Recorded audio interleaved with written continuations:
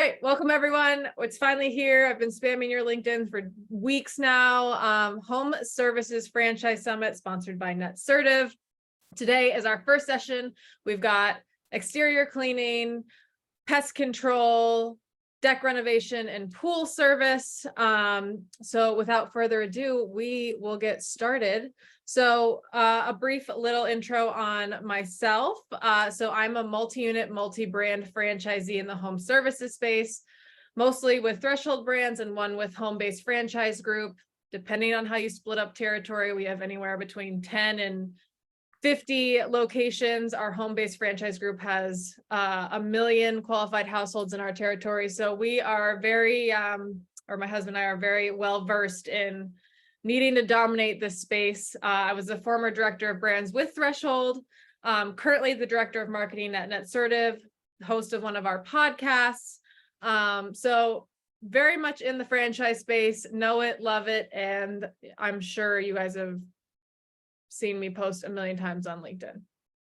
So before I get into a little bit about Netsertive, I wanted to play this little video to show you that home service brands aren't just, big, commercial brands behind the scenes. And this is actually a little video that my son made. I like our home services because they make my pool fun. The best part is splashing my sister and my mom because they don't like to get their faces wet. I like our mosquito guy, Pat.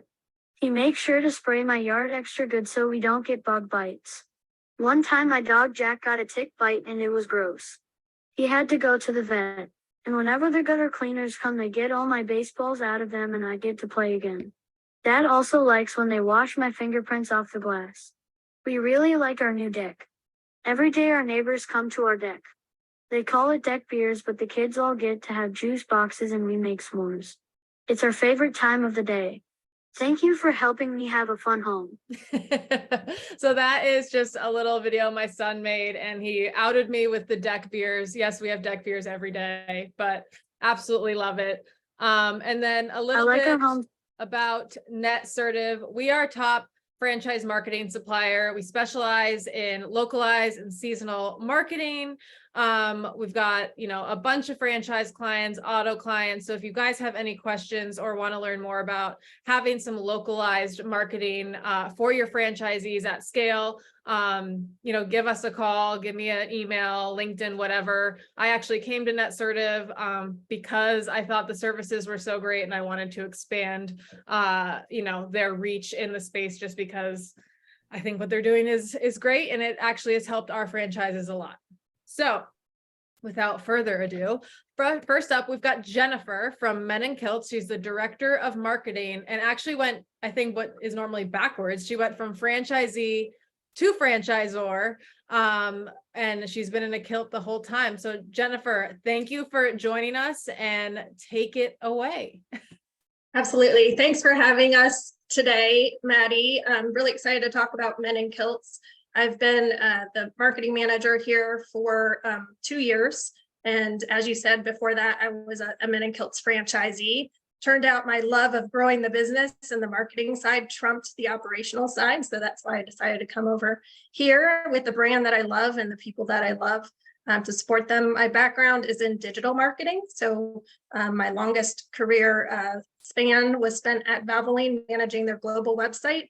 And I got them started in social media. So have a real slant towards digital, but I really believe in a strong marketing mix. So do you want us to go into the benefits and challenges now, or do you want to do intros first? Yeah, let's go and do the benefits and challenges, and then so everyone will have. So just for the agenda, so everyone listening will know, we're going to have a 5 to 10 minute segment on each of the industries, and then we're going to go into the open discussion about how to stay dominant from local and to Fran Dev. So yeah, Jen, why don't you take it away with whatever else Threshold and Men in Kilts offer, and then the benefits and challenges. Sure. Men in Kilts is part of a portfolio of brands of Threshold brands. So we are one of now 10 brands. Our most recent addition was Mold Medics, and our most established franchise brand is Made Pro as part of that. So have grown the portfolio quite a bit since I've been here. It's really exciting to see so many multi-brand owners as part of Threshold. And as far as exterior cleaning goes, the top benefits, I'd say there's three. One is that we have the 4 core services. So if you show up to do pressure washing and you see something in someone's gutters, you can, cross-sell, upsell, grow your ticket quite a bit when you're adding the other services. And then I'd say the second benefit is that you can literally drive around neighborhoods and notice who your best customer is. So if you see a dirty driveway, or you see algae growing on the side of their home, stuff sticking out of their gutters, so you can literally identify who your customers are just by driving around. And then third, I'd say, is that you can do both commercial and residential. So tying into one of the challenges that we have is our weather. So we're constantly working around the weather. There's seasonal aspects. So being able to bring in commercial helps you kind of ride out those low tides when the residential customers may not be calling as much, maybe during back to school. We always in home services kind of see the focus is to the children and not the homes as much. So if you have that commercial base, you can kind of push some of your jobs to those times that might be a little bit slower for residential. So. Yeah, and talk to me a little bit about the kilt, because we own one, so I've seen it happen, but why the kilt, and what's up with that? Because usually people don't associate kilts and window cleaning. That's exactly right. So we were founded in 2002 by Nick Brand in Vancouver. His father was a Scottish immigrant, and they brainstormed the idea of wearing a kilt. He and his wife and a friend during, I think, a night out with some brewskis. So yeah, and so they, it got so much attention. People really love the kilt. They really embrace it, and it's almost like an event for them. So if they have to be at work and miss the arrival of the men in kilts or disappointed, we have people who do U-turns in the middle of the road and watch our guys work, because they're just like, what in the world is going on at that house? So it's a real brilliant brand as far as getting the attention. And then we back it up with a really strong customer experience. And so the kilt may get your attention, but you're not going to forget us because of our experience. And then also, how many times do you forget who the name of the guy was who cleaned your gutters the year before? You're never going to forget that it was the guy in the kilt. And then finally, the other benefit of the kilts is that, if you can get somebody to wear a kilt, they're usually like an outgoing, friendly type. It's a perfect person to have in a customer service role, because have you ever met like a grumpy person in a kilt? Like, probably not. So it's just a brilliant brand, and it's so much fun. When I started my own location, I had people trying to, are you sure you want to go into window cleaning? I was like, I don't care what it is. I just love the brand so much. So it's brilliant and it's fun. So yeah, I can attest to that. I remember, so my husband is the worst, and he was literally driving by me. I was driving his truck, waving out the window, like, stop, I see you on the road. I have to ask you something. We were in our neighborhood. I finally get him to stop, and I was trying to hand him a coffee through like our car windows, and 3 neighbors came out and were just like, I need a quote. I need a quote. And he was like, this is why I can't stop. Every time I stop, people start running out. So yeah, and it makes it fun for the employees, right? Because that makes their day more interesting. They're always telling stories. Oh, we were at a traffic light and somebody flagged us down or whatever.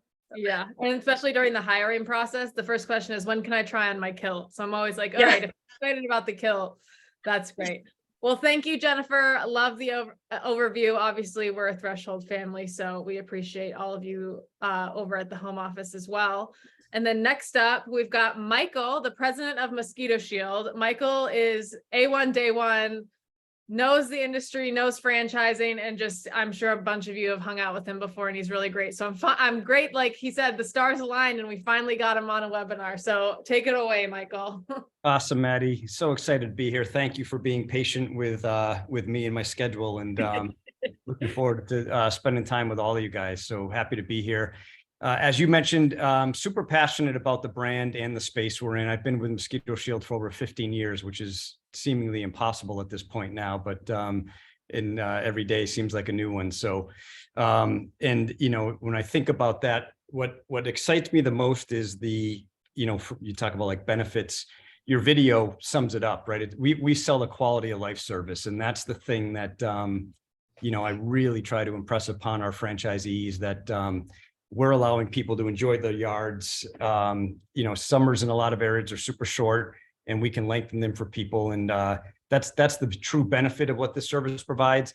On the business ownership side of it, there's certainly, well, maybe not obvious, but high revenue, high margins, and for a lot of people in a compressed amount of time. So most locations are super seasonal, and they're able to grow this and scale this, and to the point where they're ultimately making 12 months revenue in 6 or 7 months time. So those are some of the really large, key payoffs, and it checks a lot of boxes from that point. It's a low startup. You don't need brick and mortar, so much like everyone on these calls. There's a lot of, in the home service space, you're able to operate out of a van, out of your driveway, until you scale to a certain point. So those are a lot of the things that I really love about it. And I feel like, we were acquired last March by 5 Star Franchising. And these guys are just giants in the home service space, and they're all about, economics for the Z's. Like, what can we do to empower our Z's and make them, more successful, more profitable? And the injection that's come in the last 12 or 13 months from the acquisition has just been amazing, and they've been so supportive. So that's been just another huge benefit, and added so much more offering to people considering this franchise opportunity. Challenges are like what a lot of us on this call face. Jen just already mentioned it with the seasonality and the weather. We joke that our franchisees they're routing up on the screen where all their trucks are during the day, and then the radar, right, looking at what's happening with weather. And weather affects a couple of things. One, the ability to get these services done every day, but also, we had a really dry year last year, with probably the worst on record. And that's a tough time to be selling mosquito control when they're not being bothered by them. So we're always looking at weather, and I'm upfront with people about that as being, probably one of the biggest challenges is the your first 2 years, if you're in most of the markets we're in, and you're only open up, 6 to 7 months, you open up, you close in October, and you've got to wait till that next spring to get another go at it. So the first couple of years are the challenge on that side. I think that's probably what I would consider to be, the biggest challenge in this space. Yeah, thank you, Michael. And I agree. I mean, we have one, it's a Threshold brand, but it was a similar challenge in terms of like break even isn't your typical 4 to 6 months, because if you open at the end of the season, or if you open at the end of tick season, you're waiting through that winter. But judging on the metrics based on seasonality, it's been super great as a seasonal business, because again, like you said, the revenue can carry 8 to 12 months, even as a newer brand, which is really great. And I was actually at my brother-in-law's, and we were laughing because my husband was spraying one time, and a crazy lady came out and started yelling at him in the middle of the street about how he's killing children and bees and people because of the pesticides. And he's just kind of standing there going like, yeah, okay, like just like backing away into his truck. And my brother-in-law said, even though the pesticides are, like approved and they won't hurt us, he's like, even if they did, he was like, I would definitely sacrifice 2 years off of my life if I could have no mosquitoes for the other, years, and I can enjoy outdoors. So I was like, that's a pretty good testament if you're willing to die. That's that is definitely on the extreme side for sure. I mean, I think in the day and age we're in, everything is becoming more, conscious about what's going on with the environment. For years, I mean, one of our advantages is we developed our own proprietary blend of natural products. We do use control material, like you mentioned, but we're able to use that at a lower rate and less frequently, and still get amazing results.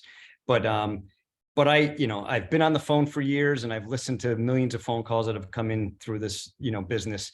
And most of the people, they're like, I don't care what you spray, just get rid of these things. Yeah, I just want them dead, right? Exactly. If you think about it, over the years, you've put far more harmful stuff on you and in you, right? Yeah, I was gonna say.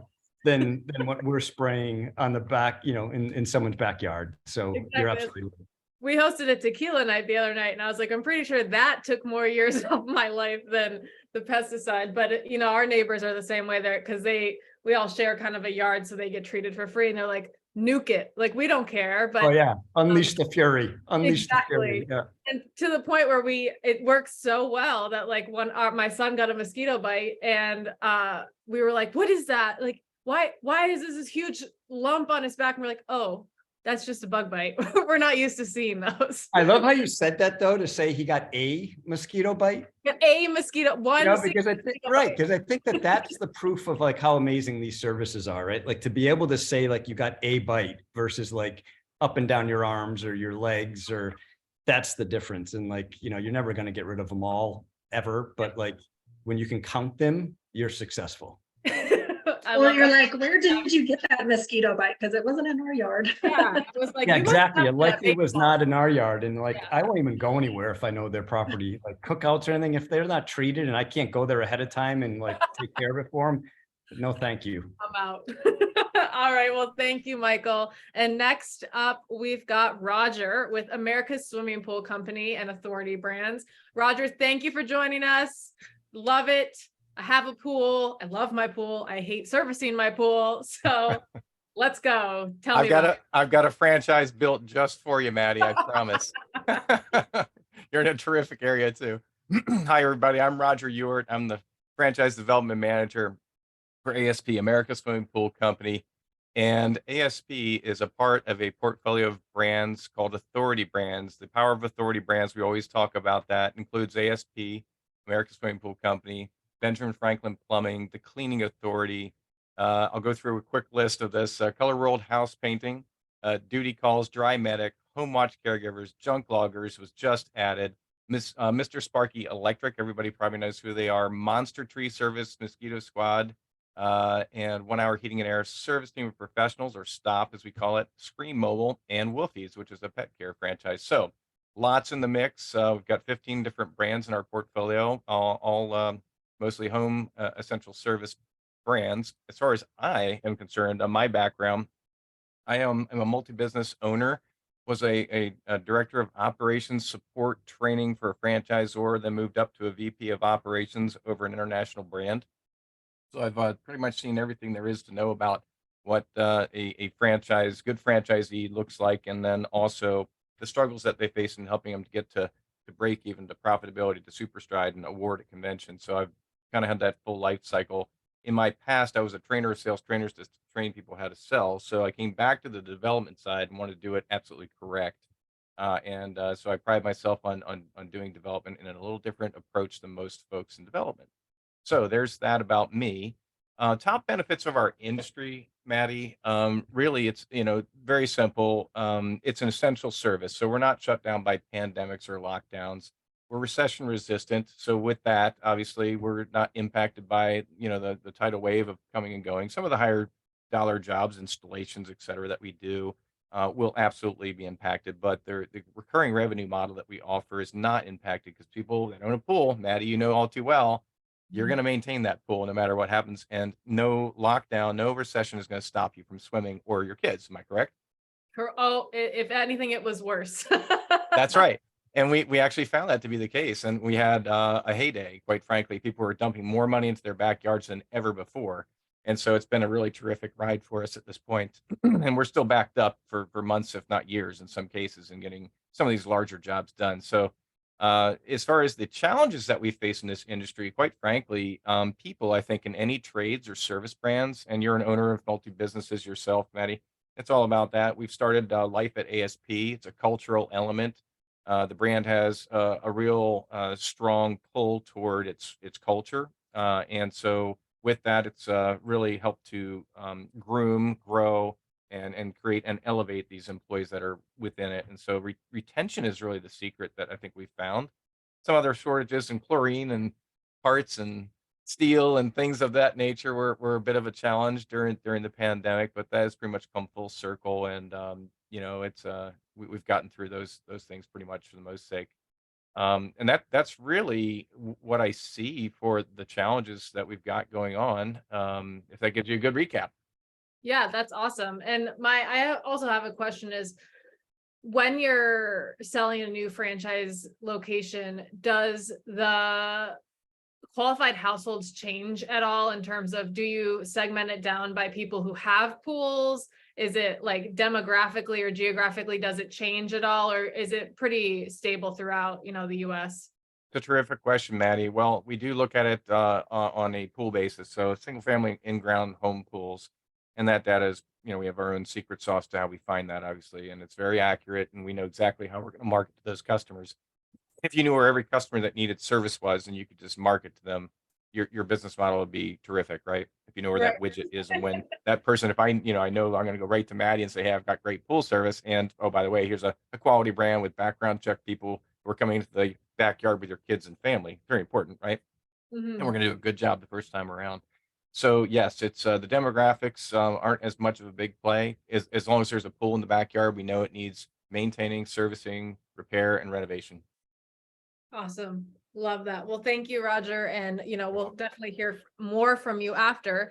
And next we have none other than Scott Sutton with Architect. He's the Chief Development Officer at Empower Brands. And Scott actually came with a deck.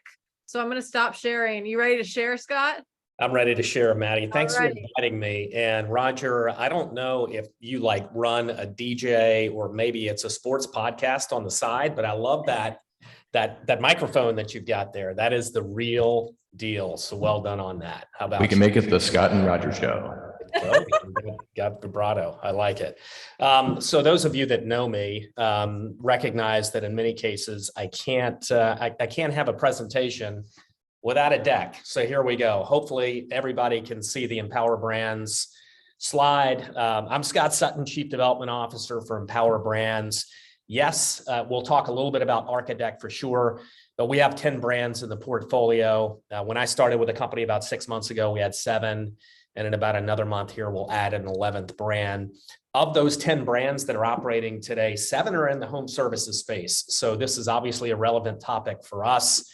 We'll talk a little bit about benefits and some of the challenges that we're seeing, but I thought I'd start with 2 key slides for us, which is really centered around mission, passion, and purpose. So the most important is on the right side of the panel, and that is we're championing the success of each and every franchise owner.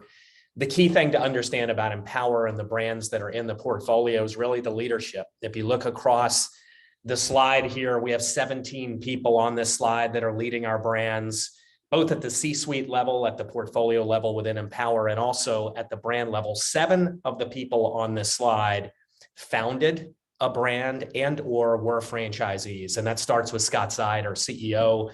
Scott was a business owner in college. He became a franchise owner after college, moved into the franchisor business, and has worked himself up through the sector and is now the CEO of the portfolio. So when you think about what is a key benefit, it is the understanding of the franchising sector and making decisions through that lens of having a franchisee first mentality. So that strategy, that culture is really the foundation, the backbone of the brands in the portfolio. Made mention of our 10 brands. These are the logos that are currently inside the Empower family. 10 brands, 3 of those are on the commercial side of the house. So Gen Pro, First Team, and our Intelligent Office brand are all serving commercial and business clients. The remaining 7 are sitting substantially inside of the home services segment. We talk about benefits, and there's 3 pillars to that from a franchise opportunity perspective. Number 1 is TAM. So having addressable markets in the right areas and the right geographies backed by data where there is a development opportunity. Those brands have those. Do we have strong ULEs, unit level economics, item 19 data? Each of these brands are very strong and published item 19s, doing well from a unit level economic perspective. And do they validate? Our franchise owners are happy, they're growing, and they're focused on achieving their dream of business ownership the right way with the right team. So those are, I think, Maddie, from our perspective here today, some of the foundational and key benefits that what Empower is bringing to the table. Some of the challenges out there from our brands and specific to our brands, recognize that we do have some of our brands that deal with what others have talked about today, which is seasonality. There are also some brands in our portfolio that are beholden to, depending on the state and the municipality, are beholden to some regulatory schemes out there. So licensing requirements, specifically inside of Architect, for example, where Architect provides backyard living through the improvement of a yard, a side yard, a deck, a screened-in porch, hardscapes, fire pits, seat walls, the transformation of a backyard, which involves construction.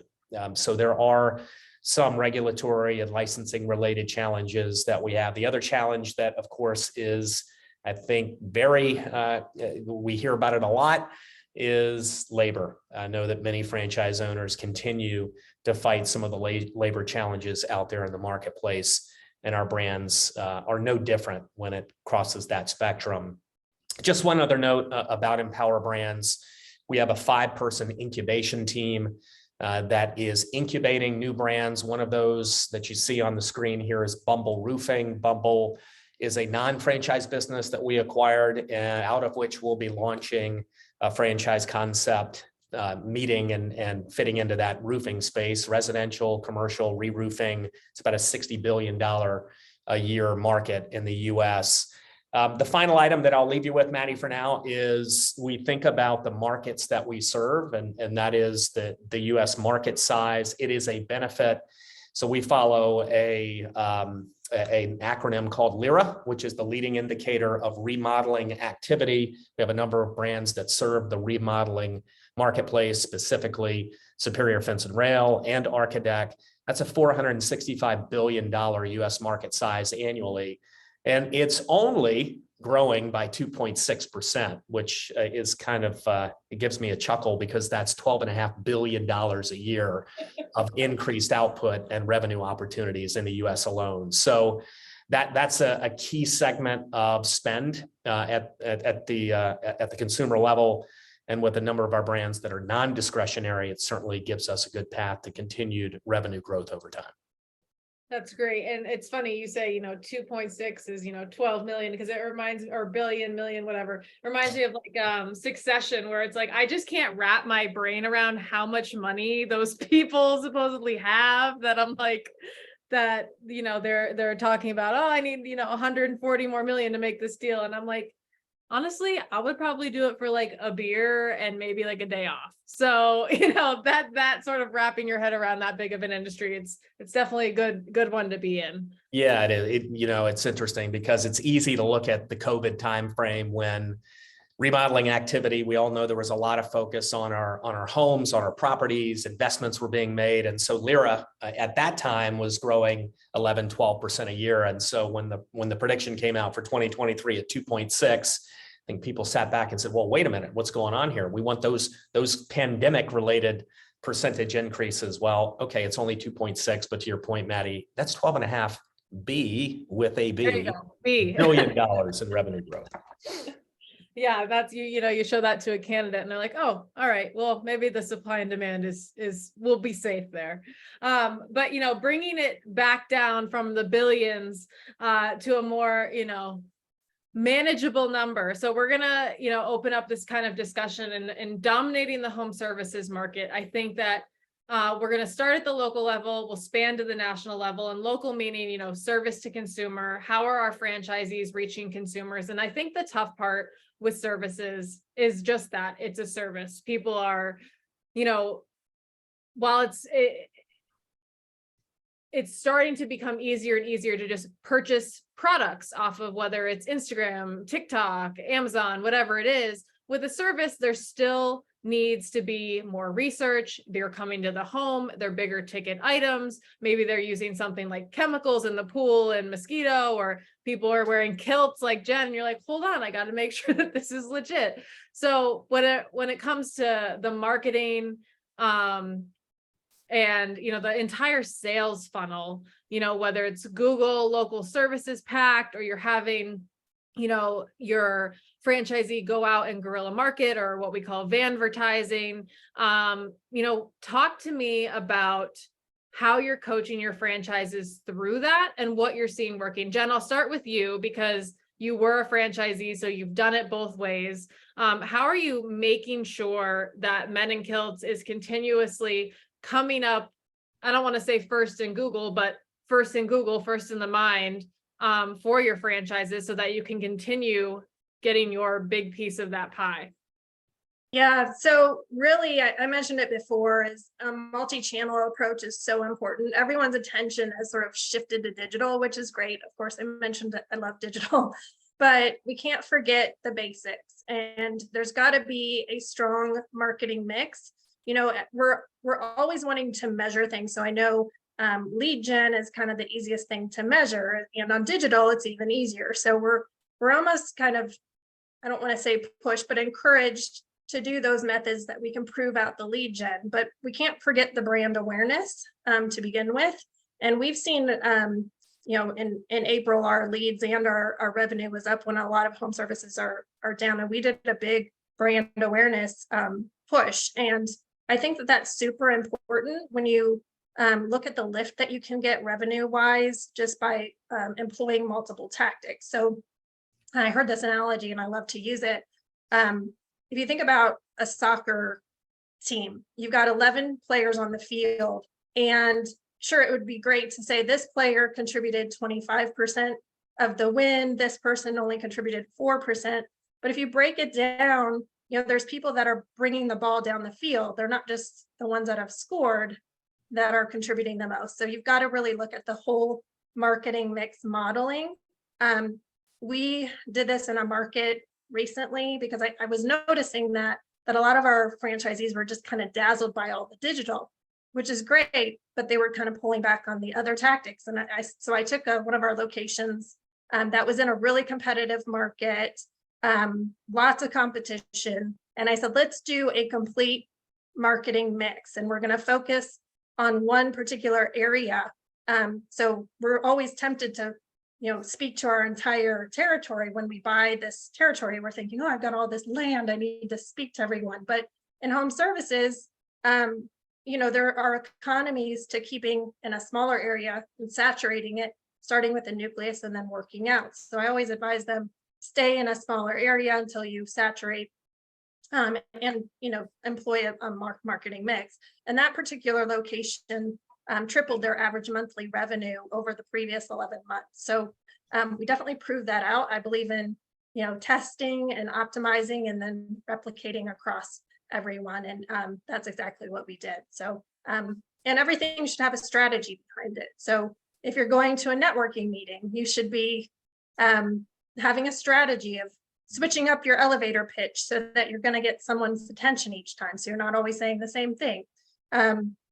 I always tell our locations, if you're putting out yard signs, that should have a strategy too. You don't want to put a yard sign at an intersection because there's always a guy in a trailer who comes and pulls it up. So you want to have a strategy to put it on an area where it's not mowed very often. So really encouraging our owners to think strategically about everything that they're doing, not just go through the motions, but figuring out how to get in front of the same eyeballs in multiple ways versus more eyeballs is sometimes more effective. So that's a big thing that we're educating now and continuing. So I love that because I think, you know, take it back, you know, I don't know, 5-8 years ago, we used to be able to send out a mailer and know that for $150, we're going to get X amount of clients.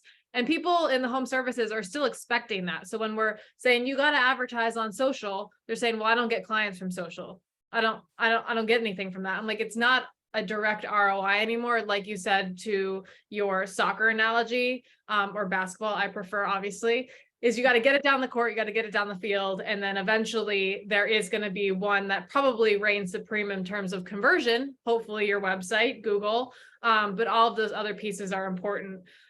Michael and Roger, what about the seasonality of it? Because with our seasonality business, it's, you know, heavy marketing, and for 2 or 3 months, you're spending $30,000 to $40,000. And then the rest of the year, you're kind of letting that ride with, you know, obviously some brand support, maybe I would say an uptick, but for tick, you know, control at near the end of the season. Same thing with pools, I'm sure, opening and closing.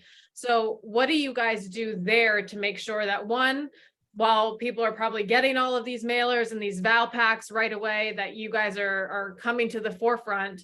And are you doing anything as well to make sure that they're continuing to push revenue those other 8 to 10 months out of the year? Yeah, I'll jump in, Maddie, on it real quick. And great question, because I feel like for us, it's what we call point of bite. Like people are not buying the service until they're slapping them away. You have some anomalies to that. Like we do really well at home shows in the early spring because people kind of have cabin fever and they're out walking the show and they're looking at, decking, or they're looking at a hot tub, or, just investing with a hardscape in their backyard. And then they come across a mosquito shield booth and, for a $500 or $600 show special, they can enjoy that $20,000 investment they're about to make. So I think the challenge is the seasonality of it, because for most of us, most of our locations, as I mentioned earlier, they only have a short runway and then they go dark, and then they got to do it again and then they go dark. So it's a few years in business before they've actually been servicing for 12 months. And that's sort of having that staying power and being able to kind of weather that storm. And then it starts to scale from there. And I think, to what Jen mentioned a little bit, I loved her strategy, because I just had that conversation this morning with a franchisee and literally asked, what's your strategy behind it? Like, I'm not telling you it's not a good idea, but like, what is the strategy behind it? That's what we want to be thinking about. But it's not, there's no silver bullet, and it's making sure that you're aligning all of these tactics at the right time. And I'm sure with marketing for pools, it's very similar, because it's like, you want to be hitting them when they have the highest propensity to have a need for your service. And I think that, you want to be, 800 yard signs, not 80. And a little tip for you, Jen, and all of you is Friday afternoons are great, because all the town workers or city workers aren't going to do anything on a Friday afternoon. So that sign's going to stay in the ground until Monday morning. So, but we love, Yard signs, sorry to interrupt, but I had yard signs in my market that lasted for 2 years. yeah. Yeah. We have like yard sign wars like outside our neighborhood, where like I'll pull one out and like someone will put ours in, and then 3 days later, like I was like, how many business owners are in this neighborhood? Because we're literally having like passive aggressive yard sign pulling like with the owners. Yeah. Well, the reality is it works, right? And for us, there's I'll argue forever that there's not enough competition in the mosquito space, because you're still educating the homeowner.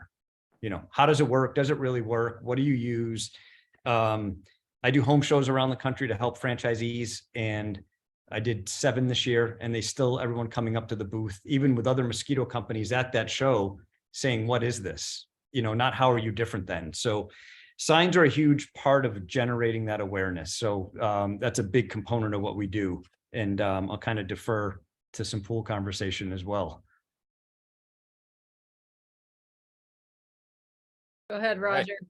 So pools, this is a very unique and different thing. The first thing you said, what are we doing differently, Maddie, to help our franchisees? There's 2 things in which were significant investments on Authority Brand's part, as well as the brand, to help our franchisees. We spent over $1 million developing our new software package.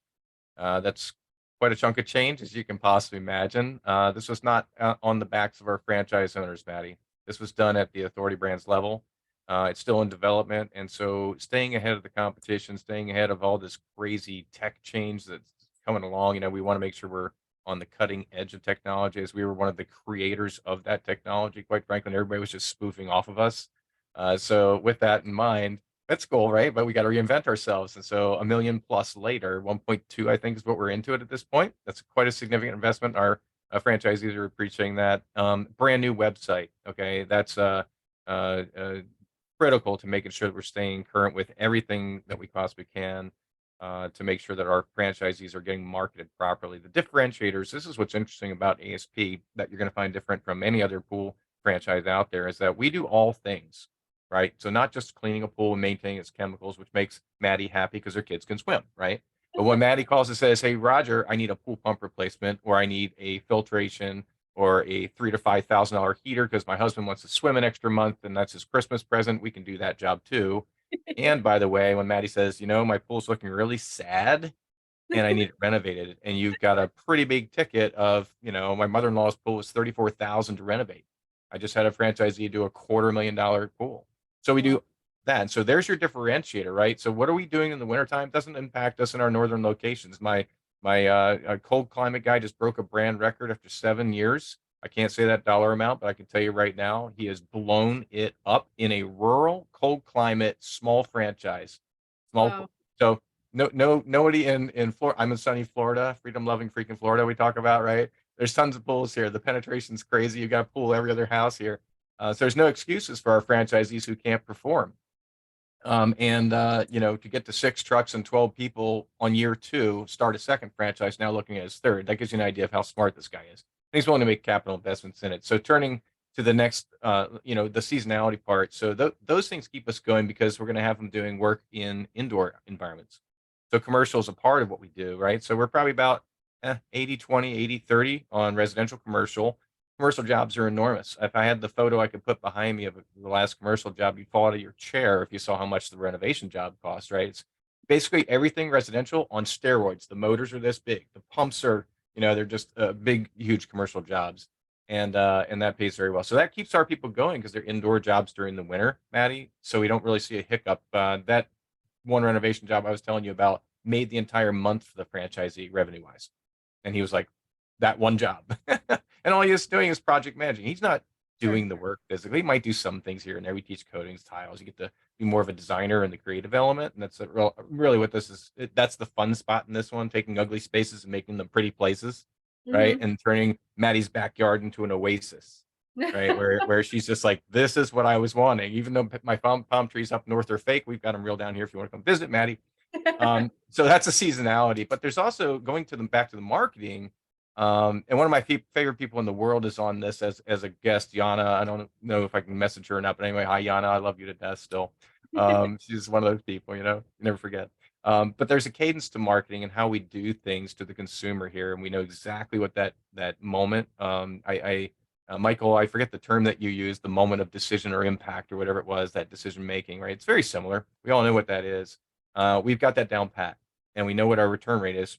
And fortunately, we still get an incredible return on our mailers. So that will never stop because we are getting exactly what we need from that. Something I didn't cover about my past, I was a consultant for John Hewitt at Liberty Tax, if you remember that franchise, and 6,000 plus franchise. He's a mega franchisor, was, and I was contracted to open 58 locations in 2 months. Point behind that story, yeah, I went from 0 to 258 employees in that amount of time. Terrible industry. I mean, for me personally, I don't want that kind of rush and then you have to open and then you're done, right? It's just that short of a term. So in contrast to that experience, this is actually not seasonal at all to me, right? Versus 1 or 2 months during tax season for those folks. So bravo that they can keep that hiring pace up. That's not anything I would personally be interested in, hiring, firing all those people all the time. And so that's it. The winter jobs and the seasonality, it's not so much an issue. A lot of our owners, Maddie, honestly want that lifestyle of, hey, I'd like to have late November through January off. That's about all they get because they've got a lot of other things going on during that time to build their business. And my New York franchisee who launched said, Roger, I was a little bit busier. I expected more time in my hunting cabin and in the the northern area. And I said, Mike, I'm sorry you're so busy. But what beautiful, what a high class problem, right? So Sure. there you go. Well, I love that. And, this is why I brought the big guns on, because we went from, branding to strategy, and you brought in software, of having the software that can support the franchisees in their growth, in their evolution. A funny story about Authority Brands is, obviously my husband and I are just like frequent flyers of buying franchises, and we're at the IFA a couple years ago, and we're at the Scorpion event where it's free tequila, and we're all there. And I think Rachel came up to me and was like, your husband over there. So I'm over here like, oh, who do I got to fight? You bring your husband to a franchise conference, what's happening. I walk over and I'm like, he's talking to a girl. I knew it was, no, he's talking to Heather, and they're about to sign another franchise agreement. And I'm like, hold on, it's 10 p.m. Let's not sign any more franchise agreements, because she was talking about how great the Authority Brand software is. So that's terrific. So the next time I know, it's either beer or tequila with you, and we got a deal. Yeah, signing FDDs at 10 p.m. at the IFA, but clearly there was something to it. So I love that. And then Scott, bring us home with, especially with Architect, and I'm sure with some of your other brands, they're higher ticket items. So we're not looking at, if it's something's breaking over there. a per spray or a one-time gutter cleaning, like if we're talking about, thousands of dollars if they want to build a deck. So how are you continuing to push that marketing of a higher priced or item or service to your customers, but competing in that same space with like the lower service seasonal competition? Yeah, great point. And listen, I'll give mad props to Jennifer because she nailed it, right? I think when you look at the way that you have to be variable and you have to have a mix of approaches, a lot of times that mix depends on your market, and it also depends on your specific brand, right? And the actual brand and service that you're offering inside of Architect, right? We talk about the kind of the marketing funnel: awareness, consideration, conversion, loyalty. We spend a lot of time on awareness. We know that seeds get planted about significant investments in the backyard way in advance. So from even a thought cycle before a sales cycle, that thought cycle can be long. I just bought a home. I have a vision for the backyard. I'm going to put away some money. I'm going to do that for the next 18 months. And then when I'm ready to go, I want to move quickly. So there is an awareness factor.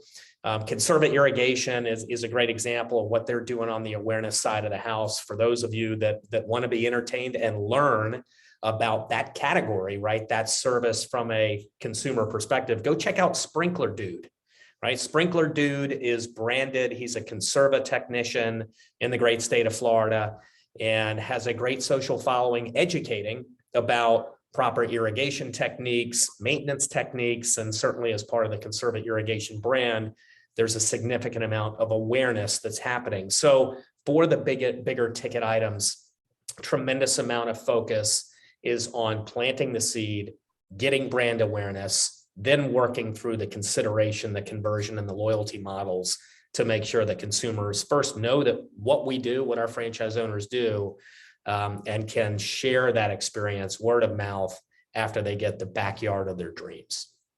And do you take into consideration the thought cycle into the sales cycle? So you kind of like, this is what you can imagine an entire life cycle of getting a new deck or irrigation system would be? Yeah, absolutely. And I think that specifically in the Architect brand, there are so many different variables to the product, if we want to call it that. Whether, again, I made mention earlier, but whether that's hardscapes, whether that's decking, whether it's a screened in porch, whether it's a sunroom, you name it. There are so many different configurations that the franchise owner can bring to that consumer that it's all about planting that seed and then continuing to nurture that with the various designs that are put into the marketplace. It's really fun.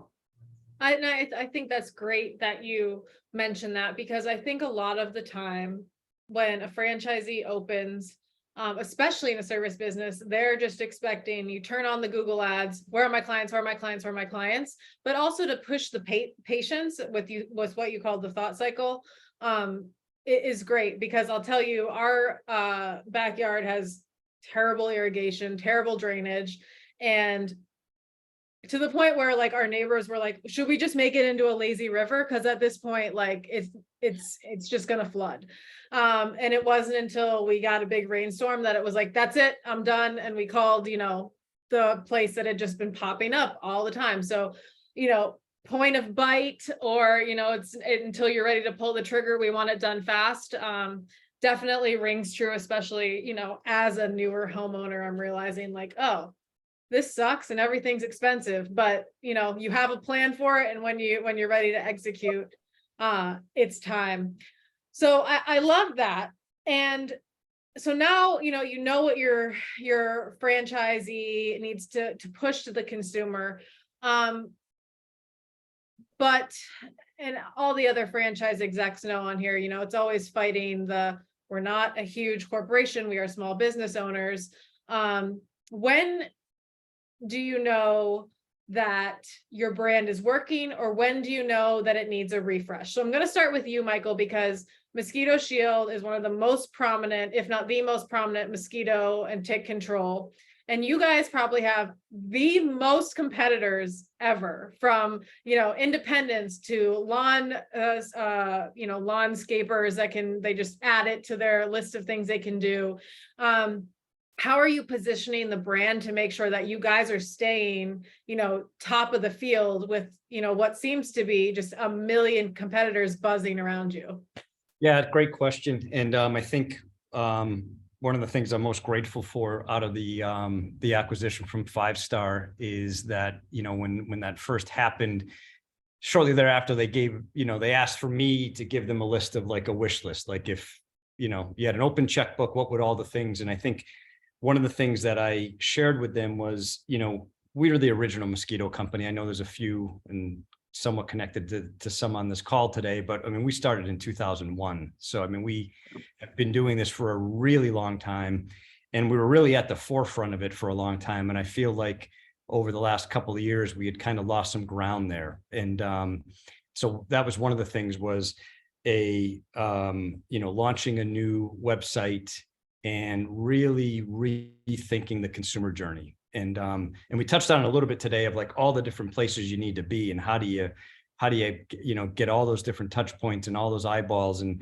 so that's something that they've spent the last about 8 months now, and a ton of money on Mosquito Shield specifically, and reinventing that consumer journey. And it's something that we're excited about. We're hoping to have ready for the fall to really start testing it, and then go live next spring with it. But it's been a huge investment. But really, you've got Evolve here on the screen, and I think that's something that's really resonating with me, because you have to, right? You got to continuously evolve. But it was all about, it's so hard to grab attention now, aside from even all just the competitors. It's just the noise that's out there. So how do you stand out as a brand? How do you get that? How do you get your value statement across to somebody and resonate with them with all the noise that's around them? So to me, it was about the consumer journey. And there's many facets to that, but how can we impact the consumer? And we know that when we get an owner, they stay with us forever, right? So lifetime value is off the charts. The recurring revenue, which was mentioned earlier, off the charts with our brand, super high word of mouth because it works so well. So it's just, now how do we kind of reinvent ourselves and get back at the forefront in the mosquito space of that consumer journey? I love that. And how important is localizing that marketing to you? Because shameless plug, Mosquito Shield is a client of Netsertive. I remember I flew out to talk to the Mosquito Shield franchise owners, and it was really great to just have a community that gets it. But talk to me about how you built in localization, because for so long, myself included, we were just using the franchise brand because we love the brand. And it wasn't until the last couple of years that we realized, oh, our clients really, they don't care about the cheeky 1-800, kilt number. They want to see the 610 local number, and they want to see, the local owner. So how much do you build that in for franchisees as well?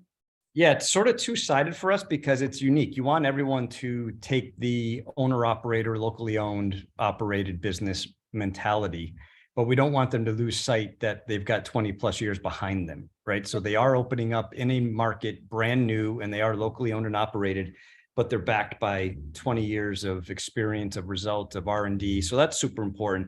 Somebody mentioned it earlier, and I don't want to gloss over the local service ads, because I think that that's just becoming more and more prominent, and we're seeing it. We're seeing conversion because our franchisees have gone through the process to be, Google verified and have their LSA set up. So that to me is, sort of like what, almost like what Yelp was a couple of years ago. It wasn't that somebody looked at the ratings on it. They just wanted to see you were there. It was another level of validation for the consumer, right? So local service ads is a necessary evil now, because it's front and center for people.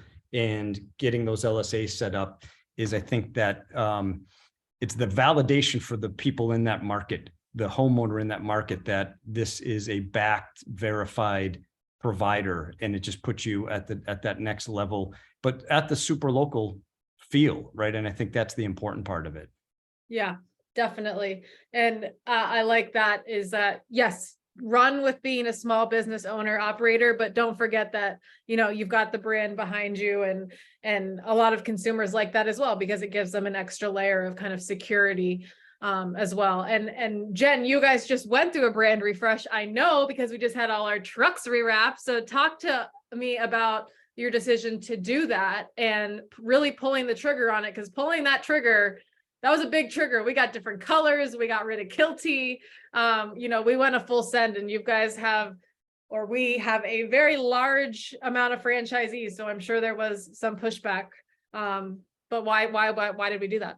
Yeah, you mentioned it earlier. I mean, we really kind of were falling on the cheekiness more than anything before with Men in Kilts. And not that there's anything wrong with that. We want to keep the fun of the brands. But we had people wondering if we were dancing groups.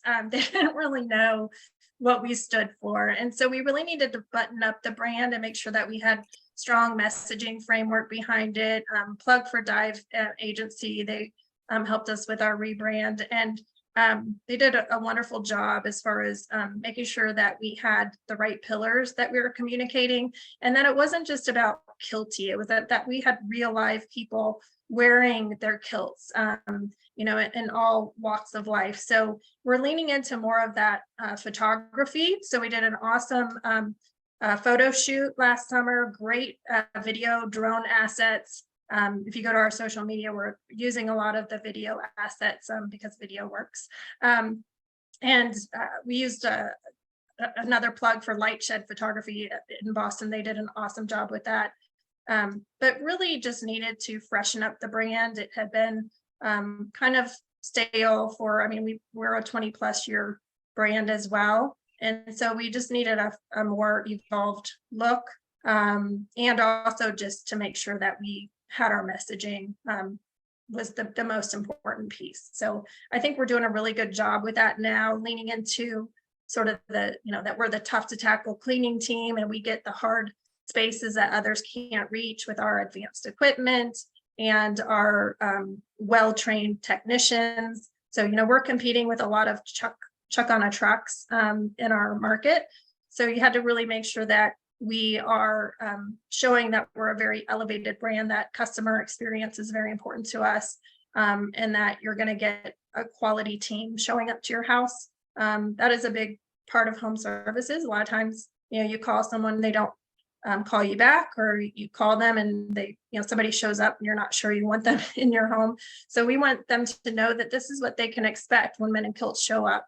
We're, we take pride, just everything down to our uniform. Our uniform is a badge of pride for us.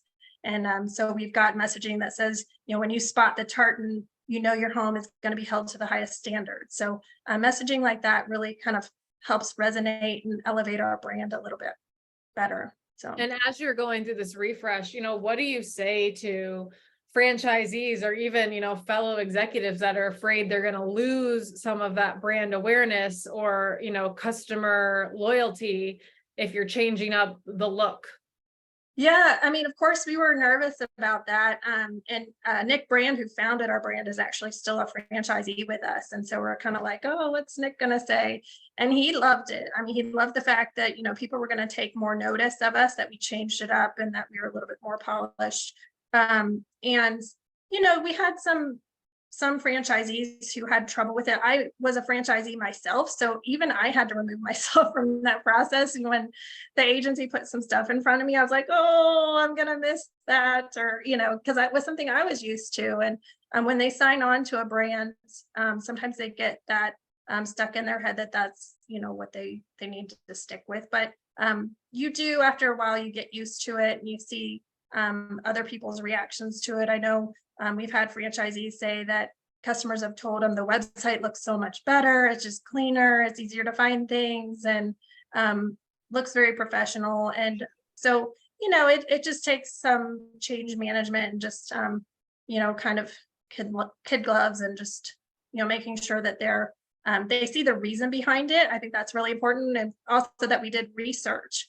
So we didn't just say subjectively, oh, we want to go this direction. We put some of those, those mock-ups in front of consumers, and we asked them what they liked better. And so if you back it up with that research, it's going to be a much easier process. So.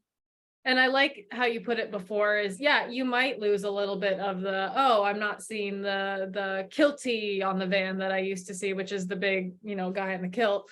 But how many more clients are you going to have now that it's more polished and it's evolving to reach those new consumers? So I like spinning that as well, because I get caught in the same thing. I like a brand and I want to roll with it. But I was talking to Larissa Walega at Z-Bar, and she said, your brand's going to evolve. They're like one of the biggest legacy brands. And she said, as long as your mission stays the same, your mission to whatever it is, help windows, help, better quality of life, then the brand will follow and the customers will follow. So that's, a great thing to say as well.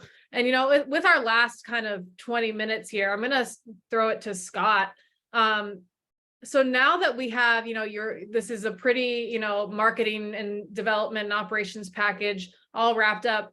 How are we selling this to new candidates? And especially as an umbrella brand, because a lot of people don't know Empower Brands, but they know, the brands within it. So how are you making sure that you're packaging these up and presenting it to consumers? And if something's, not a right fit, maybe moving it to another one of your concepts, because I'm sure that this is a tricky spot for a lot of people on this call right now. Yeah, that's a good point. And big pillars of the strategy. Empower, of course, as a brand is relatively new. It was formed out of the partnership between Lynx Franchising on the business commercial side and Outdoor Living Brands on the residential side. So in November, those two brands, which had already come together, embarked upon a rebranding strategy. Interesting hearing Jennifer's approach to rebranding in Men in Kilts.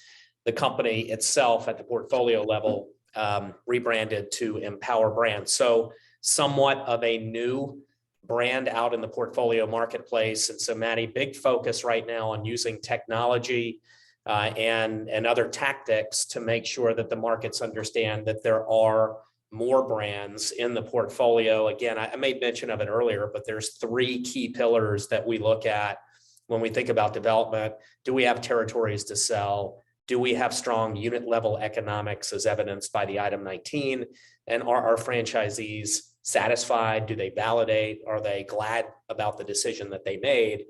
The great news for us is the answers to those 3 are affirmative.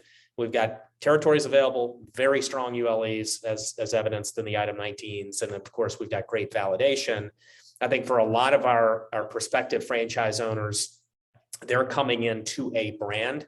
And over time, we will start to transition that discussion so that folks are coming in really at the Empower level. There's still going to be brand interest. We know that, but where that brand interest results in someone looking at a territory that's no longer available, or maybe there's a better fit from a lifestyle financial perspective inside of a different brand, we'll have the capability of educating the leads about those other brands.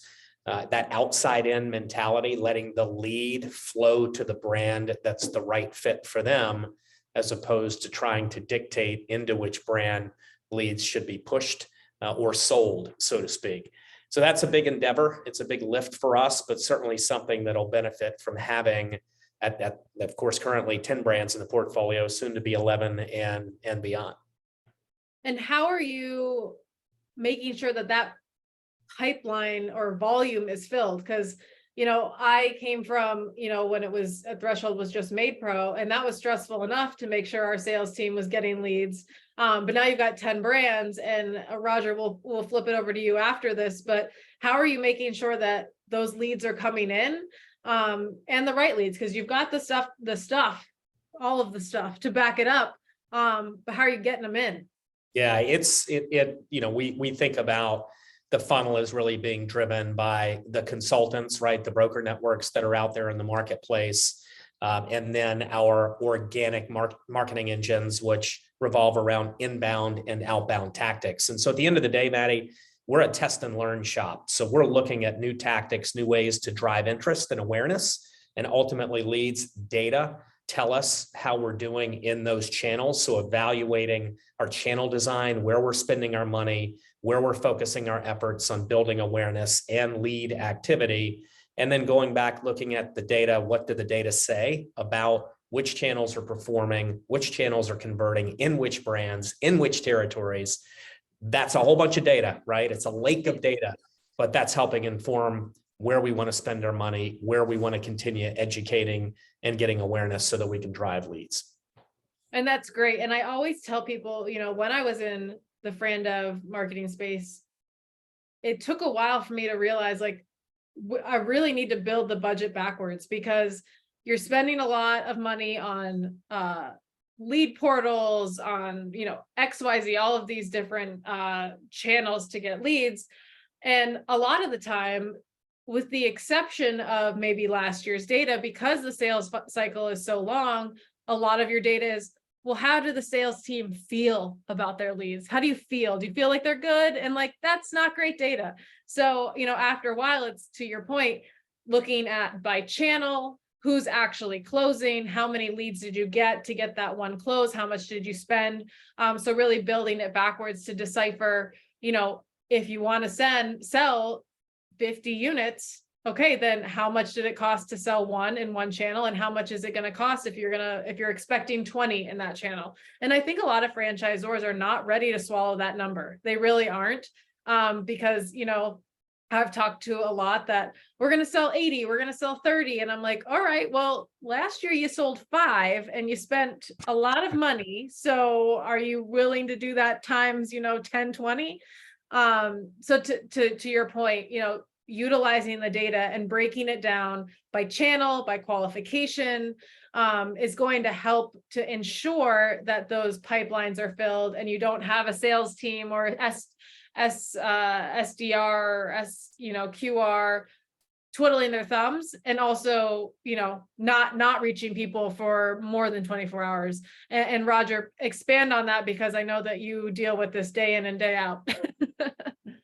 I do. Thanks, Maddie. It's interesting as it relates to leads, and ASP is a bit of a different animal, perhaps. I'm a bit of a freak of nature, as some people may know with the background I've got, but I'm hyper analytical. And so I actually peeled apart 2.5 years ago exactly what our target market was. I know exactly who to market to our franchise. So the vast majority of my leads actually come through the web. And of course, they are the most insane, passionate, cool people you can imagine. They're Maddie in the backyard. She's not getting the service she wants. And so we know who it is, right? And I have a very specific MO for those people. And so we target that very, very drilled down, so much down to the zip code, right? I know exactly where you live, Maddie, and I'm going to find you and I'm going to get you to come look at me. And so there's that, right? As long as you're in cleaning my pool, Roger. That's the whole point, right? I'm going to get there to be your pool boy, right? I am your pool boy. We're going to make it happen. All right. So look, and seriously though, it's a good mix, in my opinion, of that and the broker relations. I think brokers are very important. They are not the end all be all. Nobody likes to write a $40,000 commission check to a broker and the brand have no money to help that franchisee launch. That doesn't do a bit of good for the franchisor to support that franchisee financially coming in. So we look for a balance in that. We're top heavy on internet leads, which is terrific. Everybody loves that's music to everyone's ears, right? Then we have that. So with that strategy and tactic that was put in place years ago, it's worked out extremely well. That's the big differentiator, I think, that may have happened in this regard, and how I developed 42 units the year before, 51 last year, and on track for a good number this year. And I think that it's important that the brand have money. To that point, you brought up resources and so forth. And so one of the first things that I said when we started developing like mad 3 years ago, when I first came in, the founder came to me and said, Roger, this is looking pretty crazy. What do I need to do? And he actually listened to, like, where do I need to, invest? And I said, you need to hire 2 more franchise support people, right? This is for the tools for franchisees, is what I said. I just made a list. Remember, ex-ops guy, right? I saw the struggling franchisee, the one that couldn't make it over the fence, that was handed to me by Dev, that wasn't fully prepared and woefully undereducated, and they weren't truly prepared to be a business person. So I had to struggle to get them up to, survivability, and that was not fun. So I swore that would never be the case. So I said, let's add some more marketing people. Number one, so now I have 4 full-time marketing people at the brand level, another 12 at the authority of brands level. And that's just in marketing for the franchisee, not development. There's a whole team for development, probably about 13 now for brand dev development and marketing in-house. And then we have an outsourced partner as well. So there's that. And then I also said, look, you need to put some financial tools in place. So we put a metric measuring tool in place to all franchisees. All of them are going on to QBO now. So now we got clean books so they can have a resale. And at light at the end of the tunnel, what are we doing here? Investing for ROI. If you're going to sell it, pass it on, legacy, whatever you choose to do.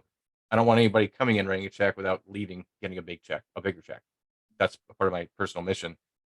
We put in call centers with a new CRM, and we can track those calls and tell what those production rates are. And so I'm really thrilled to see that they put their money where their mouth was when it came to the franchisor. And as a franchisee, Maddie, I'm sure you can probably appreciate when a franchisor steps it up and dumps a ton of money into the business that didn't come out of your purse, right?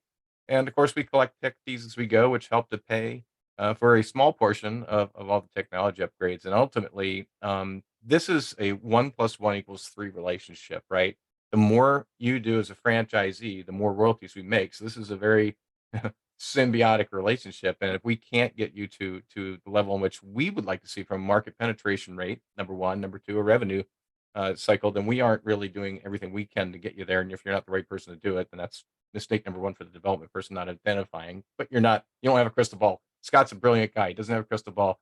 Jen, you're amazing, I'm sure, right? But you don't know exactly what somebody's going to be until they launch, right? So putting the more tools in place to help them, regional sessions, training for their GMs, whatever you can do to help them, you'll end up being the hero in the end. Oh, and how does that relate to the future? Well, validation is better. People are making money. Happy franchisees validate well. Supported franchisees validate well. People that are passionate about the brand because of those two items validate well, which helps what? Development. There you go.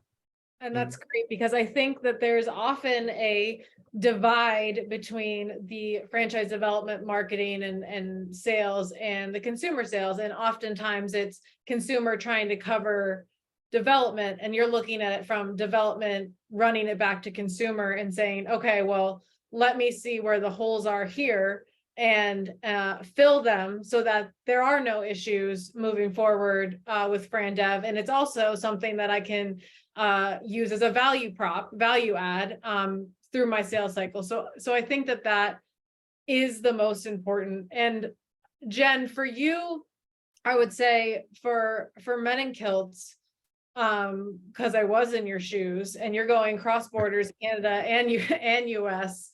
What's your biggest tip for franchise sales and marketing? Because you're so heavy on the consumer because of the people in the kilt. Does that differ to Roger's point? Is he's really digging down into his personas of who's going to buy and who's our customer, that, does that translate to the people buying men in kilts as well? Or have you really had to dig out a different persona for that? Well, I like what Scott was saying earlier. I think it's important to bring them into the whole portfolio and then see what the mix is, as far as, or what the match is as far as the person to the brand. Because, you might get them in and, they might be drawn to one particular facet of a brand, but then when you really dig into it, they might be better suited for another one of your brands. So, as far as who we're trying to attract, I think someone who has a good business acumen, of course, we all want that. It just makes for an easier, relationship in that, you're not trying to teach them a whole lot. But really, when these home service brands, a lot of them are a little bit lower cost. And so you do get some owners where you're having to teach them a lot of things. So having a really strong LMS, making sure that they're set up properly. And also to what Roger said, is having the technology in place that helps kind of give them the pat on the back so that they know what's working. That was a struggle for us before, when the calls would just go to the call center and the owner didn't have the visibility. Now that we have a digital marketing platform where they can actually see what's working, they get that real-time feedback of, oh, okay, I put door hangers out or whatever I did, and it produced a good amount of volume.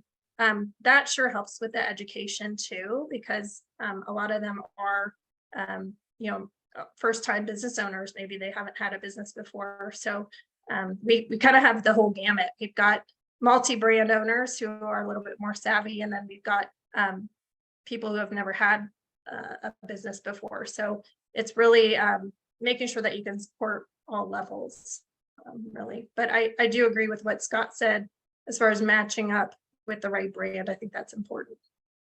Absolutely. My husband's in the background dancing in his kilt because he's like, Jennifer called me savvy because I have 2 units. So, all right, well, Jesse. I put him in the savvy category. Oh God, no, I'm never gonna hear. Jennifer called me savvy. That's all I'm gonna hear the rest of the day. And we oftentimes see all over the broker networks and LinkedIn, oh, I signed a 10-pack deal, a 5-pack deal. And sometimes for us home services, we're like, excuse my language, but like, what the F, guys? Like, I don't sign like a 15, unit deal on the daily. So Michael, are you usually with the single unit or multi-unit in terms of territory? Because it's different with service territory. You're not saying here's 4 Dunkin' Donuts. You're saying, here's XYZ amount of territory. So where do you guys fall in terms of the single or multi-unit deals? Yeah, so I think that kind of found its own level in the sense that we partnered with an FSO about 30 months ago, went on an epic run, historic in many ways. And I think over that period of time, I think we're at like a 2.5 pack, between a 2.5 and a 3 pack. So that's kind of right where, but it's driven by the candidate really, because as we start to, they go through the process and then you get to the mapping period of that journey, and they know the areas in their market that they feel that they have to own, and it's so that's where I said it kind of finds its own level, because they say, I want to make sure I'm covering this county in this set of zip codes, and you map that out, and it seems for us, for our brand, to fall right in close to that 3-pack category. So and it's funny, years ago when I started FranDev almost 11 years ago now, I mean, the territories were massive. They're probably 18 packs now, in our current model. And I just remember the original founder telling me, it was just the 2 of us that launched this, and telling me, if we have to go back and take it over, I want it to be $1 million branch. So I'm like, oh, all right, I got to give them every, so, and we learned, like everyone, that they were way too big and underdeveloped, and not in any way in the best interest of the franchisee. But to the root of your question, we're right in, I think now we're at about a 2.5 pack. Cool. And what about you, Scott? Are you guys similar? Are you seeing more multi-unit or single unit deals? Yeah, great question. It's a little brand specific, Maddie. I mean, if you look at the 7 brands, right, that the residential brand, all 7 brands, excluding the new incubation brand, Bumble Roofing, which is coming soon, and then the 2 additional brands that we just recently partnered with. The 7 brands that we began the year in the portfolio, there's been 71 franchise entities added, representing 160 units. So we're at about a 2.2 across that portfolio as a ratio. But again, inside the Superior Fence and Rail, we've completed a couple of 6-packs inside of that brand. Architect, usually 1 or 2 packs coming through. So there are some brand dynamics that drive how many units, how many territories make up the typical franchise entity that's coming in. And so we look at it a little bit differently across the portfolio. That's great. And I want to mention too, to what Michael brought up, is that when you see those, announcements and stuff, and I used to be on the development side, and I would get so much anxiety, and my CEO would be like, why are we selling as much as, XYZ? I'm like, I don't know, because I suck at my job. Like, no, it varies by franchise, by industry, how people cut up territory. So we had 4 made pros, and then Riverside came in and kind of revamped and, made everything more succinct. And now they're like, oh, you actually have 10. And we're like, oh, okay. So it depends on, your territory, how you're cutting things up, your qualified households, in terms of how many packs, and to Michael and Scott's point, is seeing the average across is great. They're actually selling 2.5 packs. And, so it's not just based on, the last 3 that have come in. You really got to look at all your unit metrics. And we are coming up on time, and I'm going to surprise you guys with a kind of a last little question is, and Roger, I'm going to start with you, is if you could give advice to someone in the home services, whether it's a candidate listening or a 40-year exec, what would your advice be as an industry professional? That's a broad stroke.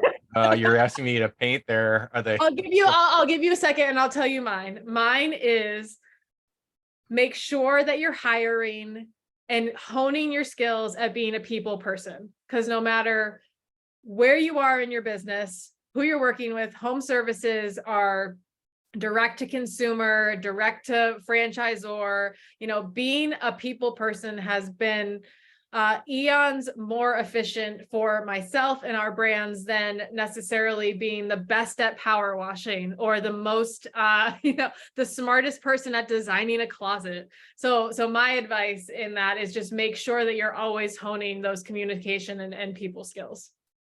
I think that's spot on. I think this is really, one of my 3 pillars were hire well, train well, trust well. I think that most people don't know how to do that. And it's very difficult. The trust part, especially, right? There's trust, but verify too, of course. But I think from somebody coming in as a franchisee, I think that's one of the things they have to be able to do. They have to be able to understand that, your first year or 2 starting this franchise is going to be a grind. Be okay with that, right? Just like I was the guy who cashed out the 401k years ago, and I knew for 18 months in my brain, I didn't expect too much. Now we did much more quickly than we expected. So that was great, right? But setting a proper expectation, I think, and on the development side for the franchisor or even founders, be realistic about your expectations. You mentioned something about the large territories. Classic mistake every franchise makes when they first launch, and it's a money grab. They're looking for any kind of deal to get royalties in, and it's a cadence. We've seen it. It goes like this. And so I think Scott was point on, as was everyone else when it comes to units. It's unique to the brand, where, as an example, I won't award any more than 3 units typically to a franchisee, and they've got to be pretty heavy on their purse to do that. So with that, exceptions to the rule come. Scott knows that as well as Michael, right? You've got a conversion, for instance, and he already owns the territory that he's doing business in, and it's 5 units. You have to look at that, at the value proposition that they can already handle it and work with it. So from a device standpoint, listen to your franchisees, listen to your development people, make sure that you force operations, marketing, and development to cooperate, right? They don't speak each other's languages all the time. So to bridge the gap, the leader needs to make sure they all are doing so and play nice in the sandbox together. That's my advice. Love that. Scott, what about you? Yeah, great question. I think from my advice to any, call it, candidate that's coming into the process of exploring business ownership, franchise ownership, the FDD, the process, take it seriously. I think one of the biggest opportunities that every candidate has in every category with every FDD is an opportunity to connect with every franchise owner. Do it. Talk about what worked, what didn't work, what kind of support is being provided by the franchise owner, what the challenges are and opportunities at the consumer level. There's such a wealth of available knowledge that's there to investigate through due diligence. Do it. Take the time and make sure that, to Roger's point, it can be a grind. And if you love what you're doing, if you've got support, the grind is worth it, but you got to do the research. Love that. And as someone who is terrible at research, I 100% back you, because if you don't do that, you may realize you're not actually passionate about business ownership or, necessarily the industry you're going into. So it's important for you just as much as it's important for the franchisor. And Michael, what about you? Yeah. And first off, Maddie, thanks so much for this platform. I think it was awesome to be a part of this, and love to do it again in the future. But I think Scott touched on a little bit, but embracing strength and, lean in. So if you're coming in as a new franchisee, lean in with the people around you. It's natural to, I think, to align yourself with people that kind of are coming in during the same time. But I always encourage people to look at the people that have been in for a long time. And those are the ones, that you should be sitting with at the owners meeting and embracing that strength. And then touching back a little bit on what I said earlier, and you just mentioned a minute ago for your own, is that surprise and delight on the consumer journey, because it's so easy, but it's so missed in home services to just really surprise and delight the homeowner with the service you're providing them. I love that. And Jen, bring us home. Yeah, thanks again, Maddie. Really enjoyed this forum, and like Michael said, I'd love to do it again. Yeah, for my advice for franchisees, to echo what Scott said, talk to everyone. I spoke to every single franchise owner before I bought my Men in Kilts, and I had pages and pages of notes that really set me up for success when I launched my location. But also just to make sure that you have systems in place, whether they're systems that the franchise has in place or ones that you do at your local level. It's really important. You're going to have so many things to focus on. So make sure that those are set up before you start. So as many things that could be automated should be automated. And if you don't know how to evaluate those, then ask the franchise what they provide and get with somebody who does know, because you want to make sure that, for example, their website is strong, it's ranking well on Google page speed, or that it has all the proper connections to a CRM platform, things that you really want your franchisor to provide you, so that the framework is strong, and then you do the rest. You do the groundwork, you do all of the things. Don't make the mistake of thinking that the franchise is going to do everything for you. They're not going to spoon feed the things that you need to do for your ground game. But make sure that the framework is strong, that they're providing you, that the network of other people are very quality, people that you can rely on, because that's where you're going to move further faster, and having that network of strong people. So I would say that's my advice for franchisees. And my advice for corporate is pour everything you have into making sure your franchisees are successful, and the rest will follow. So, don't make it so much about Fran Dev as it is about franchise success, and everything will fall into place from there. So I love that. Well, you heard it here first from the experts, guys. Guys, thank you so much for joining our first session of our first ever Home Services Summit. Again, Netsertive, localized digital. Call me. I won't even sell to you. I'll just let you know why it's important. Michael's a client. So we are too legit to quit, as I'd like to say. Session number 2, May 23rd, session number 3, May 30th. We've got more industry experts coming on to talk shop. Again, guys, thank you. And it's important to note that these brands are all competing in the space, but in our franchise family, they're willing to come on and talk shop and talk about what's working. And I think that's what really sets us apart from not only independents, but other, industries in the business world. And in light of a little competition, I made these shirts. Anything your brand can do, mine can do better. So they are on the way to you guys. Guys, thank you so much. We'll send out the recording, and have a wonderful rest of your day. thank Thanks, you. Maddie. Thank you. Thank you. Bye.